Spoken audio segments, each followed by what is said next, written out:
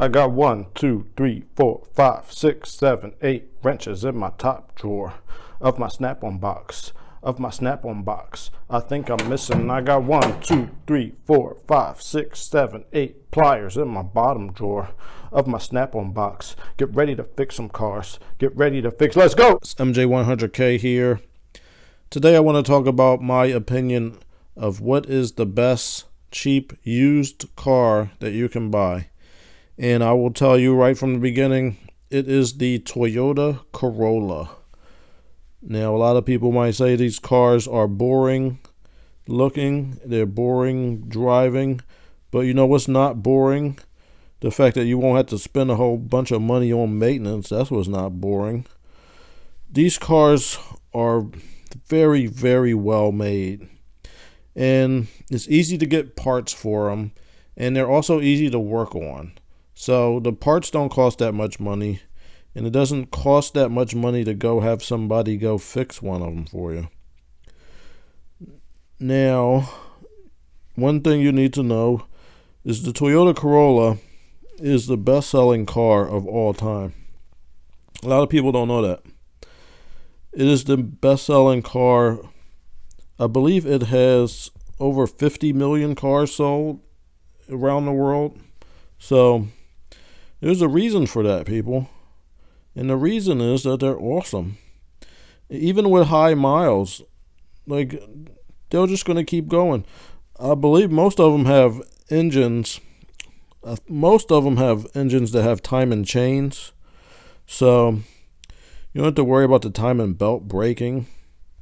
You don't have to worry about the pistons and valves hitting each other when the belt breaks.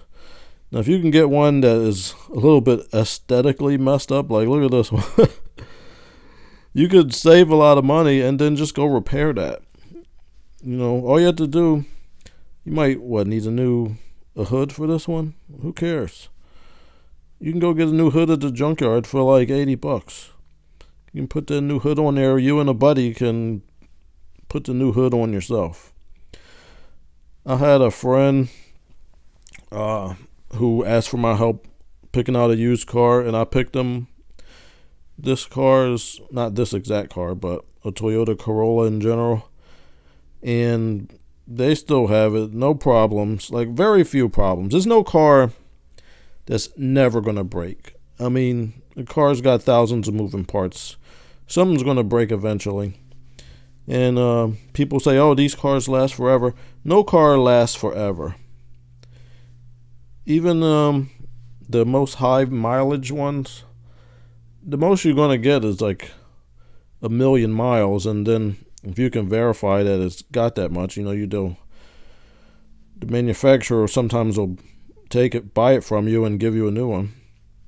But in general, nothing lasts forever. Everything breaks, but these cars break a lot less than most other ones. So if you don't have a lot of money and your job is like far away, you have to drive to get to work, you don't want to drive a car that is going to break down a lot, and then you have to keep spending your money to fix the car, so you have to go keep driving to get to work. Like, you're basically working to fix a used car, which value goes down every year anyway. I mean, it's no way to get out of being poor. So your best bet is to get a car. If you don't have a lot of money, like, I didn't. I used to have to drive to get to work and constantly fix my car, and I could never save money.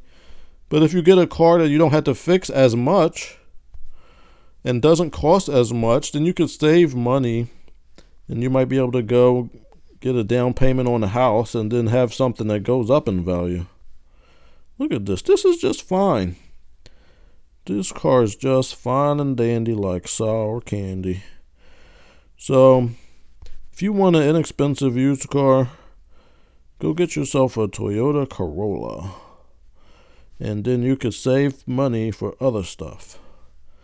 And just because you don't have the fanciest car ever, that doesn't mean nothing. Because you will have some actual money. And then In the future, you can start getting fancier cars. But yeah, look at this. This is nice. This is just fine. And these cars have good gas mileage too. So you'll be fine with a Toyota Corolla. I have a Toyota Camry with 200,000 miles on it right now. And I'm going to keep driving it. And if it breaks, I'm going to keep fixing it until it gets to 1,000,000 miles, hopefully. So, imagine all those years you have a car without paying a lot for maintenance. You're going to pay something, but less. There's more money to invest. There is more money that you could save or invest in other things. Look at this. Easy to work on. Easy engine bay. You could take this to a mechanic, and that'll mean less money for repairs, You go get yourself some complicated Audi or BMW used or something with a real tight engine bay. The repairs cost more money. So, there you go.